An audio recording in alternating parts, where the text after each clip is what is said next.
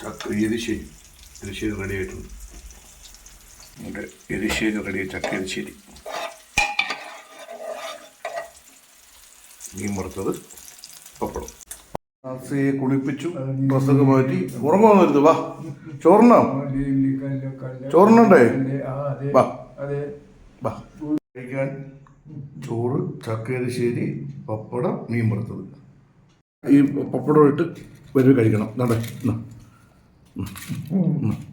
പപ്പടം ഇട്ട് വരവ് കഴിക്കുക. പപ്പടം എടുക്കത്തില്ല.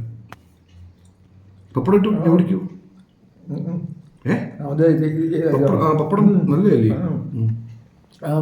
ഇല്ലെങ്കിൽ വേണ്ടാത്ത ഇഷ്ടം പോലെ വേണമെങ്കിൽ ഞാൻ കുടിക്കണ്ടേ?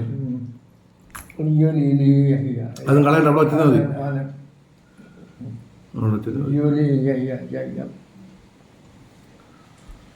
ഇന്നൊരു മിക്സഡ് മീൻ, എന്തോ പേരെന്തോ 100 രൂപയ്ക്ക് മീൻ മേടിച്ച് വറക്കാൻ വേണ്ടി മാത്രം. ചോദിച്ചാ പിന്നെ ചക്ക എരിശ്ശേരി, ഇന്നലത്തെ ചക്കയുടെ ബാക്കി ഇരിപ്പുണ്ടായിരുന്നു, ഫ്രിഡ്ജ് വെച്ചത്. രാവിലെ എടുത്ത് എരിശ്ശേരി മീൻ എടുത്ത് കഴിച്ചു. നല്ല മുള്ളുണ്ടെങ്കിലും കുഴപ്പമില്ല. അവിടെ വെച്ചു. പപ്പടത്തിനും വെളി കൊണ്ട് വെച്ചു. അത് പറ്റി വെള്ളാങ്കണ്ണി, അങ്ങനെയാണ് അതിൻ്റെ പേര്.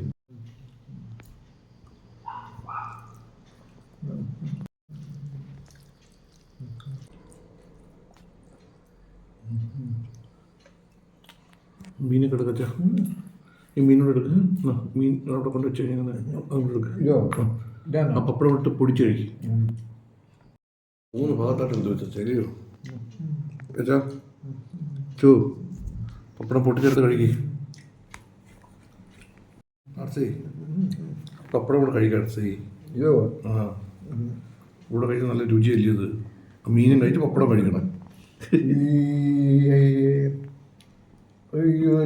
മീനെടുത്ത് കഴിച്ച് കുഴപ്പമില്ല, അടിപൊളിയാണ്, നല്ല മീനാണ്.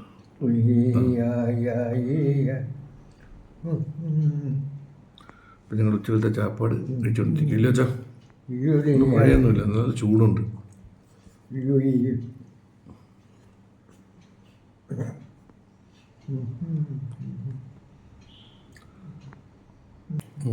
പപ്പടമൊക്കെ എടുക്കും.